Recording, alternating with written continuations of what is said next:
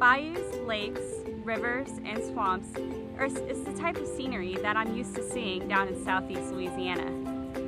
Living up here in North Texas, I've learned that the waterways here are all man-made. This is something I'm not really used to, but I've come to accept and learn and enjoy the wonders that North Texas has. After talking to many of my friends that live in the area, I've come to learn that there are many lakes and even a few wetlands just as enjoyable as the waterways of South Louisiana.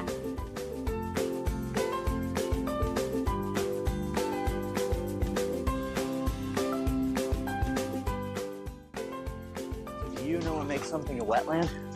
Well, by definition, a wetland is any area saturated in water long enough, like this, to support a majority of plants with special adaptations to being saturated in water. There are lots of different types of plants. Let's put them into categories.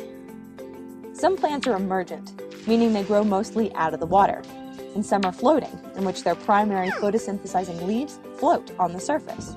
And some are submerged, floating just below the surface. This is kind of cool because we got all three varieties here. We've got emergent plants, we've got submergent plants, and we have floating plants all in the same place. This is kind of a good representation of a lot of the plants that we have in the wetland centers, the plants that do most of the water filtering. You can see a lot of cattails in the background. Those are very good water filters. They're also a good source of food. They're edible. The plant that's back here is called poverty weed, and it is actually a nitrogen fixing plant. So where it grows, it pulls nitrogen out of the air and puts it into the soil and it helps build the soil. It makes nitrogen available for other plants to use. You know that to some, a wetland might look like a wasteland, but they're extremely important.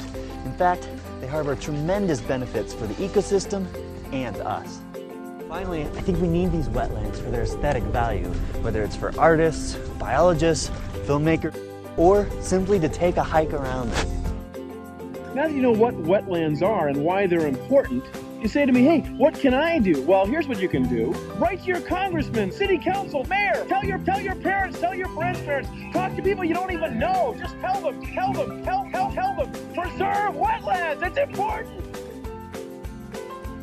You get tired of doing the same old, just hanging out at home, sitting on the couch? Get off the couch and go check out the wetlands that are in your own backyard.